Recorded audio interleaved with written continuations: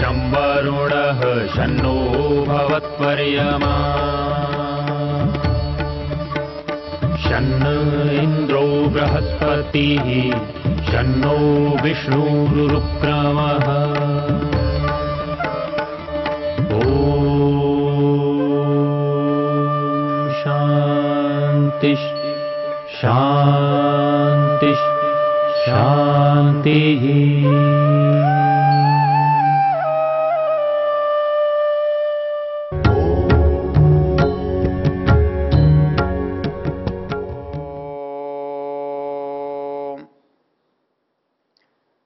हम ज्ञान सूक्त के तीसरे मंत्र की चर्चा कर रहे हैं।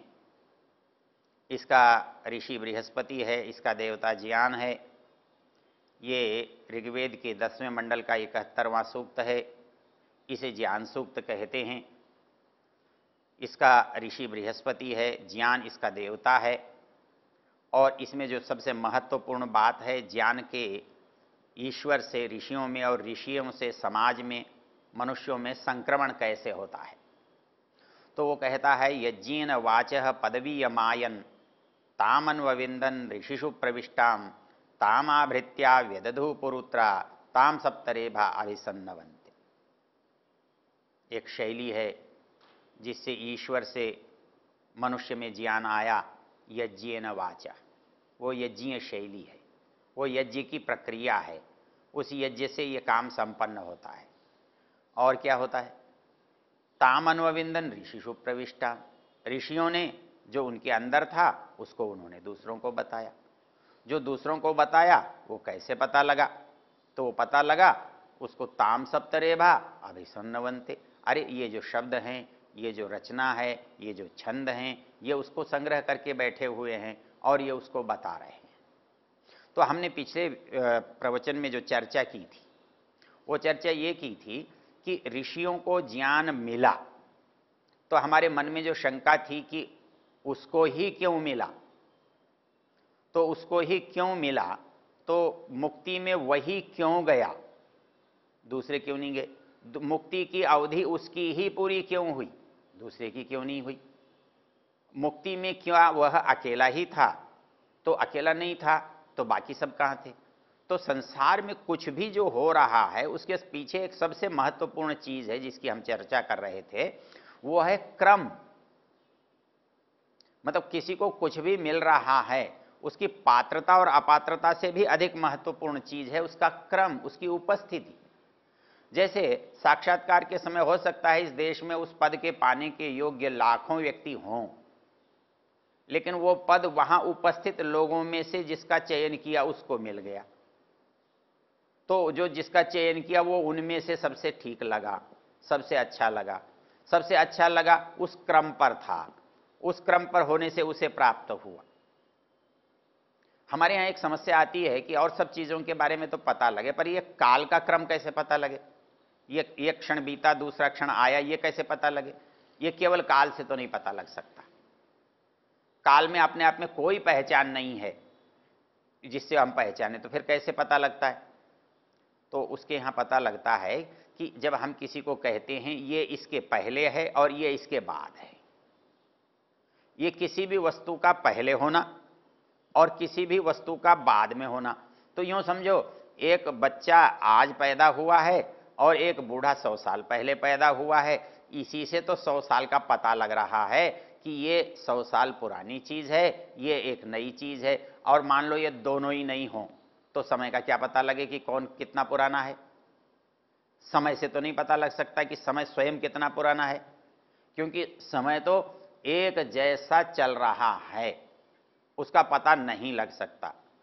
तो जैसे नदी में बहता हुआ पानी, पानी तो पानी है, लेकिन ये पानी हरिद्वार का है कि ये पानी अलीगढ़ का है कि ये पानी मथुरा का है कि ये पानी पटना का है, ये जगह से पता लग रहा है कि पटना से लिया गया इसलिए पटना का है, हरिद्वार से लिया गया इसलिए हरिद्वार का है, गंगोत्री से लिया गया इसलिए गंगोत्री का है। पानी से थोड़ी पता लग रहा है कि ये गंगोत्री का है कि हरिद्वार का है। तो वैसे ही ये सारा संसार जिसका पता चल रहा है, वो संसार की वस्तुओं को देखने से पता लग रहा है कि ये कौन कितना पुराना, कितना पहला, कितना बाद का है। तो वैसे ही ज्ञान, तो पता क्या लग रहा है कि ज्ञान ऋग्वेद पहले है, यजुर्वेद बाद में है, सामवेद उसके बाद है। तो ये पहला और बाद क्या? पहला और बाद शब्द नहीं। शब्द तो ऋग्वेद में भी वैसे ही हैं, यजुर्वेद में भी वैसे ही हैं, सामवेद में भी वैसे ही हैं, अथर्ववेद में भी वैसे ही, लेकिन परिणाम अलग अलग। जब आप किसी चीज को समझते जानते हैं तब आप बैठकर सुनते हैं, जानकर आप चलते हैं तो समझे हुए को करते हैं। जब आप समझे हुए को करते हैं तब आप उसके अच्छे और बुरे के भागीदार बनते हैं। जब अच्छे और बुरे के भागीदार बनते हैं तब आपके मन में एक निर्णय होता है कि ये ठीक, ये गलत, ये ग्राह्य या अग्राह्य। तो इसमें आप कैसे निर्णय करेंगे? तो इसके लिए शास्त्र ये कहता है कि ये जो निर्णय है कि ऋषि को ज्ञान मिला तो किसको मिला? उस क्रम में, उस योग्यता के साथ, उस स्थान पर जो था उसे मिला। वो कौन था इसका कोई प्रश्न नहीं है। उसकी पात्रता होनी चाहिए, उस स्थान पर होना चाहिए, उस समय में होना चाहिए। तो वैसे ही अग्नि को क्यों मिला, वायु को क्यों मिला, शाम को उसको आदित्य को क्यों मिला, या अंगिरा को क्यों मिला, इसका उत्तर ये है। दूसरी इसमें चीज, वो एक को ही क्यों नहीं मिला? एक को इसलिए नहीं मिला कि उसका क्रम अलग अलग है। पहले सुनना है, फिर करना है, फिर होना है, फिर पाना है। तो फिर इसका आगे कैसे होगा? आगे ये सब एक में चलते हैं। क्यों? कि आगे अलग अलग चलाने से अलग अलग चीजों को करने वाले नहीं हैं, बल्कि एक व्यक्ति अनेक चीजों को करने वाला है। इसलिए उसके पास अनेक ज्ञान एक व्यक्ति में दिखाई देंगे, होंगे, तब वो काम होगा। इसलिए हम कहते हैं ब्रह्मा देवानां प्रथम संबभूव। जो ब्रह्मा था वो सबसे पहले था, जिसने अग्नि का भी ज्ञान, वायु का भी ज्ञान, आदित्य का भी ज्ञान, अंगिरा का भी ज्ञान अपने अंदर समेटा। तब वो चीज पूर्णता को प्राप्त हुई, अर्थात जिसमें ज्ञान, कर्म, उपासना सब इकट्ठा हो गया। ये घर जो है ना अलग अलग पड़ा है, लोहे से, कंक्रीट से, ईंट से, पत्थर से पड़ा है, और हर चीज इसके लिए अनिवार्य है बनाने के लिए। लेकिन बनता तब है जब ये सब एक हो जाता है। तो वैसे ही ये ज्ञान संसार के लिए तब बनता है जब एक हो जाता है। और वो एक कब होता है? जहां पहली बार एक होता है, उसका नाम ब्रह्मा है, जिसने इस सब को एक सूत्र में बांध करके एक दूसरे के लिए उपयोगी और पूरक बनाया है। तो इसलिए यहां पर जो बात कही गई है ज्ञान के क्रम की, जिसको हमने पहले यास्क के शब्दों में देखा था, वो शब्द क्या थे? तब ये कहा था कि सबसे पहले जो ज्ञान हमें प्राप्त हुआ वो मंत्रों के किसको मिला? साक्षात्कृत धर्मा ऋषियों को। वहां पर इस ज्ञान को धर्म कहा था, और जिन्होंने प्राप्त किया उनको ऋषि कहा था। तो वो कैसे ऋषि थे? साक्षात्कृत धर्मा, अर्थात जिन्होंने धर्म को साक्षात कर लिया था, अर्थात सीधी सीधी बात की थी। अर्थात जानने वाला जो पहला व्यक्ति था, उस पहले व्यक्ति से जो पहला व्यक्ति मिला था, वो साक्षात्कृत धर्मा था।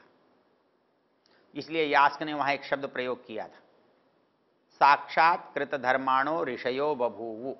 और वहां बहुवचन का प्रयोग है, एक वचन का प्रयोग नहीं है। एक ऋषि नहीं था। साक्षात्कृत धर्माणो ऋषयो बभूवु, इसलिए बहुत भी नहीं हो सकते, जितने विषय हैं उतने ही हैं। तो ते अवरेभ्य असाक्षात्कृत धर्मभ्य उपदेशेन मंत्रान संप्राद। जब ज्ञान को आगे बढ़ाने की बात आती है तो ईश्वर से मनुष्य तक आने की प्रक्रिया अलग है, और मनुष्य से मनुष्य में जाने की प्रक्रिया अलग है। तो वो कहता है उपदेशेन संप्राद।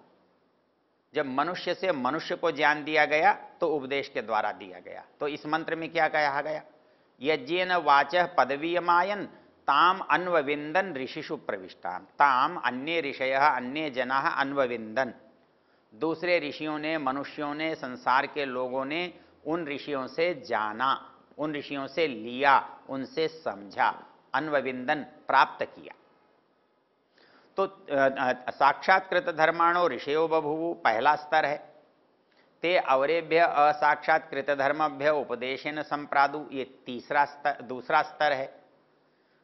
उपदेशाय ग्लायंतो अवरे बिल्व ग्रहणम इमं ग्रंथम समामनासिषु, उन्होंने देखा भले लोग याद नहीं रख पा रहे हैं, भले लोग पढ़ नहीं पा रहे हैं, लगता है वो अभी पढ़ने के समय में नहीं है, योग्यता में नहीं है, तो उनके लिए इस ज्ञान को बचा कर रखना है, संग्रह करके रखना है। तब ग्रंथ की स्थिति आती है। तब ऋषि कहता है इमं ग्रंथम समामनासिषुर वेदम च वेदांगानी च, तो वहां वेद और वेदांगों की रचना की बात करता है। तो वो जो रचना की बात है इस मंत्र में कहाँ कही गई है? तो वो कहते हैं यज्ञेन वाचः पदवीयमायन ताम अन्वविंदन ऋषिषु प्रविष्टाम ताम आभृत्या व्यदधु पुरुत्रा, उसको ज्ञान को वहां से लेकर उन लोगों ने पुरुत्रा बहुत तरह से, बहुत स्थानों पर, बहुत प्रकार से फैलाया। तो ज्ञान को फैलाना, ज्ञान को देना, ज्ञान का विस्तार करना, प्रचार करना। ताम सप्तरेभा अभिसन्नवंते, तो वहां रेभ छंदों के लिए आया है। ऋषि दयानंद एक बात कहते हैं, वो बात कहते हैं कि ये ज्ञान ईश्वर का ही है, इसका क्या प्रमाण है? मनुष्य भी तो कर सकता है। तो वो कहते हैं कि ये जो छंद है, पद्य है, स्वर है, ये मनुष्य बिना सिखाए नहीं सीख सकता, बिना बताए जान नहीं सकता। तो ये छंदों की जैसी रचना है, ये छंदों की रचना यदि किसी ने किसी को बताई, सिखाई ना हो तो स्वयं नहीं हो सकती। इसलिए ये प्रारंभिक रचना, प्रारंभिक छंदों की रचना, ये गद्य की रचना, ये ईश्वर के अतिरिक्त अन्य किसी की संभव नहीं है। तो ताम सप्तरेभा अभिसंनवंते, और यह निश्चित है। गायत्री, उष्णिक, अनुष्टुप, बृहति, पंक्ति, त्रिष्टुप, जगति आदि जो छंद हैं जिनमें वेद मंत्रों की रचना की गई है, वो कहता है कि ये जो छंद हैं ये उस ज्ञान को पुकार रहे हैं, बता रहे हैं, इधर से उधर पहुंचा रहे हैं। इधर से उधर ये इस छंद में ही कैसे पहुंचा रहे हैं? छंद का अर्थ होता है छादनात्, मतलब उसको सीमित किया हुआ है, उसको संग्रहित किया हुआ है, उसको एक तरीके से बांधा हुआ है। ये बिखरा हुआ नहीं है, बिखरा हो जाए तो समेटना मुश्किल हो जाएगा। तो उसको छंदों में पढ़ने से क्या होगा? उसको यदि हम बांध करके, इकट्ठा करके, संग्रह करके पढ़ते देखते हैं तो हमें पूर्ण प्राप्त होता है, समग्र मिलता है। और यदि उसको हम आगे जब शास्त्रों को बांट देते हैं तो फिर बाद में क्या होता है कि दर्शन है तो वेद, वेद का व्याख्यान है, लेकिन हमें लगता नहीं है कि हम वेद पढ़ रहे हैं। हमें उस वेद के किसी एक विषय का ज्ञान कराते हैं। हम उपनिषदों को देखते हैं तो हैं, वो भी वेद हैं क्योंकि वो वेद का व्याख्यान है, लेकिन वास्तव में तो पूरा ज्ञान हमको नहीं देते। केवल जो आध्यात्मिक प्रकरण है उसी का ज्ञान देते हैं, दूसरों का नहीं देते। इसलिए एक और विचित्र शब्द,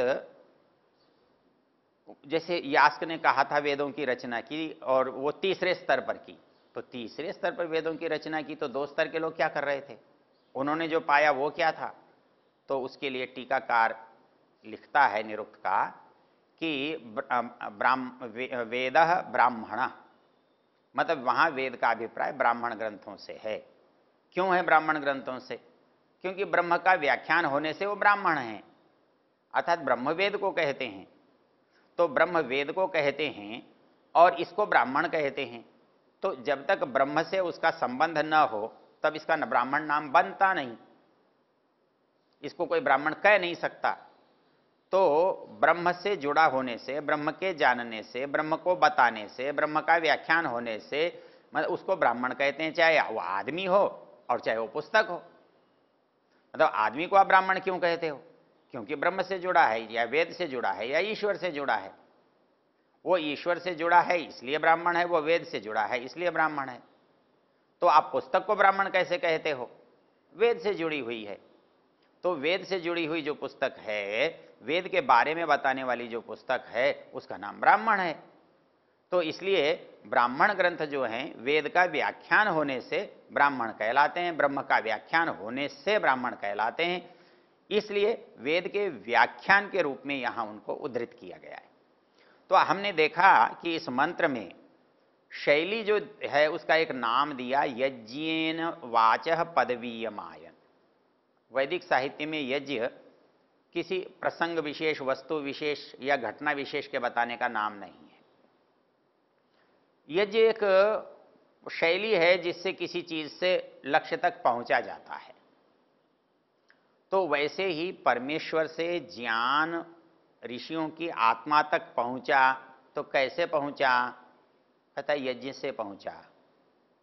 ऋषि दयानंद कहते हैं पढ़ना पढ़ाना भी यज्ञ है, प्रवचन उपदेश देना भी यज्ञ है, गृहस्थ का पालन करना भी यज्ञ है, संसार के परोपकार के काम करना भी यज्ञ है, अग्निहोत्र करना भी यज्ञ है।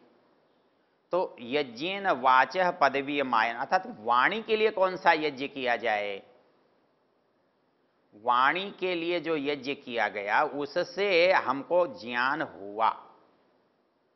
तो इसलिए यहां पर कहा कि वो एक उत्कर्ष को प्राप्त हुआ ज्ञान को देने का प्रकार, अर्थात जिसमें निरंतरता है, सन्निकर्ष है और समग्रता है।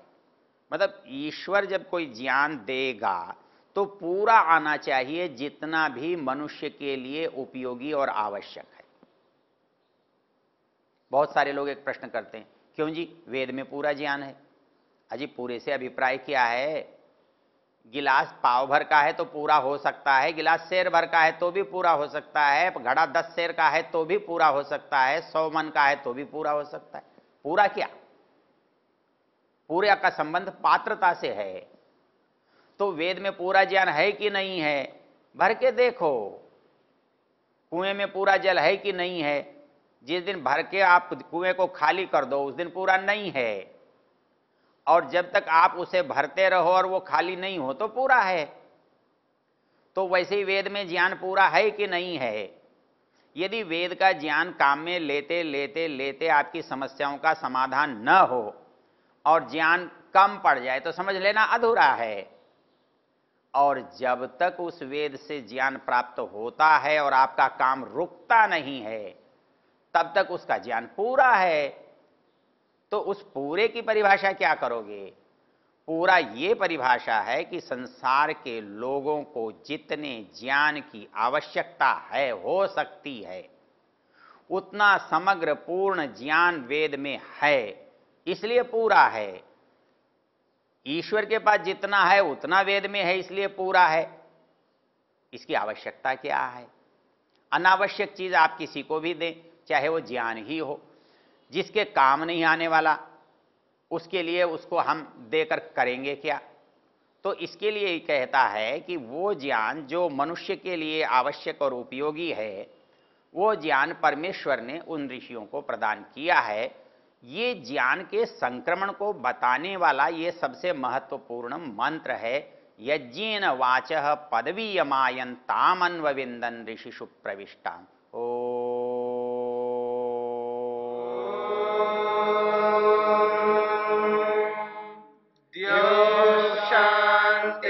शांतिरंतरिक्षं शांतिर्पृथिवी शांतिरापः शांतिरोषधयः शांतिः वनस्पतयः शांतिर्विश्वे देवा शांतिर्ब्रह्म शांति सर्वं शांति शांतिरेव शांति क्षमा शांतिरेधि।